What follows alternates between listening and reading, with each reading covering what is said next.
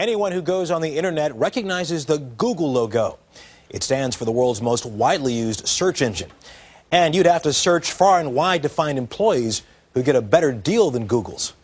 Our cover story is reported by John Blackstone. Let others worry about long commutes and high gas prices. The luxury bus that picks up software engineer TV Raman every morning offers a free ride direct to his office with comfortable seats and wireless internet. So that's basically what I do in the morning. I read news, I catch up on email. Everyone on this high-tech bus works for the high-flying internet company Google. The company runs a fleet of free buses carrying more than 1,000 Google employees to and from work every day. The bus is especially helpful for Raman. Blind himself, he creates programs to turn websites into words.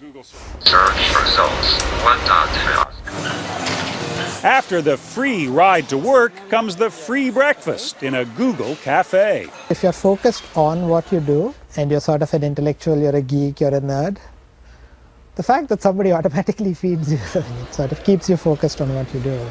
The care and feeding of intellectuals, geeks, and nerds may well be the key to Google's success. Talk to people who work at Google, and it won't be long before they mention the food, the free food.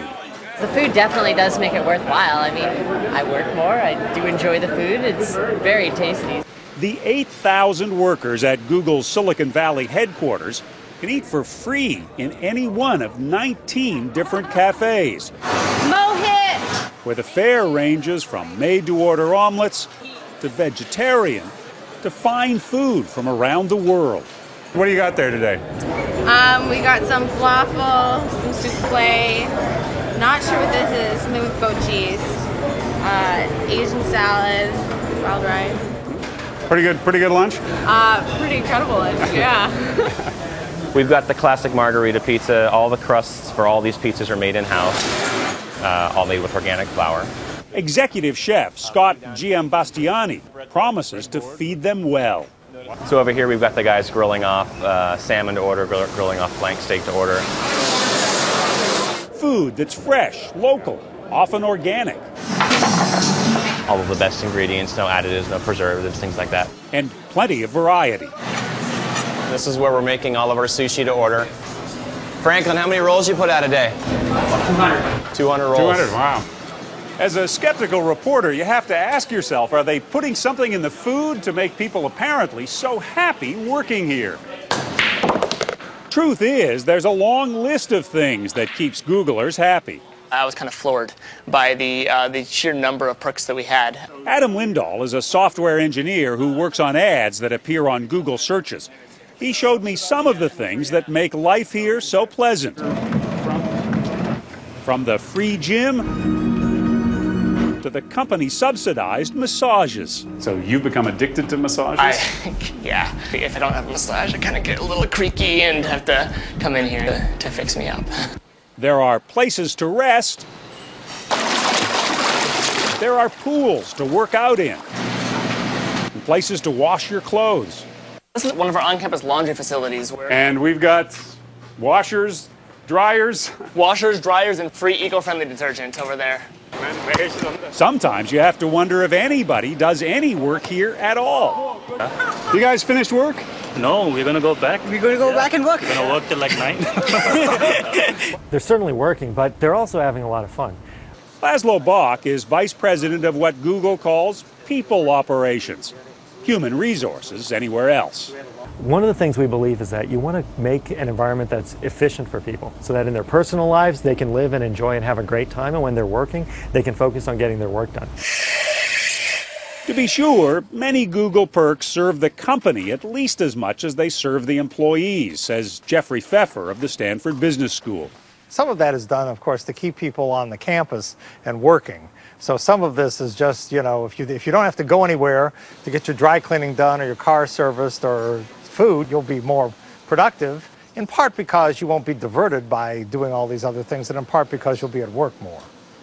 Jen Mazon, a product manager for Google Docs, an online word processor, could be seriously diverted by her 19-month-old twin boys.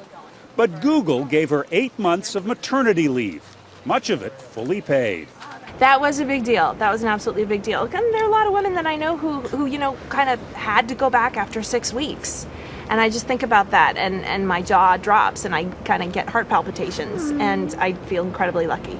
I'm gonna get you. I'm gonna get you. I'm gonna get you. I'm gonna get you. I'm gonna get you. Now her sons and 4.5-year-old daughter are in Google's subsidized daycare program. That's one place where Google's perks ran into trouble recently, when the company proposed a steep fee increase. The prices started out pretty low, and then they went up, and now they're actually affordable again. So at one point I thought I might have to pull my kids out, just because I thought I wouldn't be able to afford it. But I think, you know, they listened to folks, and so they reduced the prices again, and now it is affordable, so I can keep my kids in. So that's nice. Google's Laszlo Bock admits there are business considerations behind all the perks. We sort of have a bit of a social engineering perspective on it. The cafes, for example, are designed to get employees from different parts of the company talking to each other, brainstorming. We'll put that link there. Could be the first link. We watch the length of the lunch lines, and we want them not so short that people don't have chances to interact, but not so long that you waste time. So we try to think a lot about how do you create these interesting moments where people come up with great ideas. The real key to Google's success may be that when employees do have great ideas, the company listens. It needs to map a load and store to a variable declaration. Lots of organizations talk about giving power to frontline people and the skilled people that they hire. Google actually does it. Google employees have goals they are expected to reach, but they're given lots of freedom in getting there. We don't have a set time when people come in. If you come here at 9 in the morning, the parking lot's still half empty.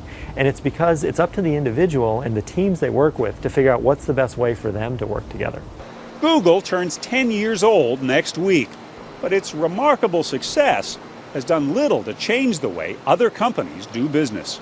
Ironically, the hardest thing to copy about Google or any other organization like that is not the free food or the massages or the parking or the, nice physical facilities, which anybody can do.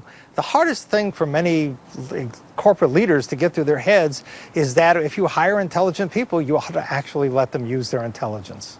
If you give them freedom, they will amaze you. They'll surprise you with what they come up with. And sometimes they will come up with great things over one of those delicious free meals.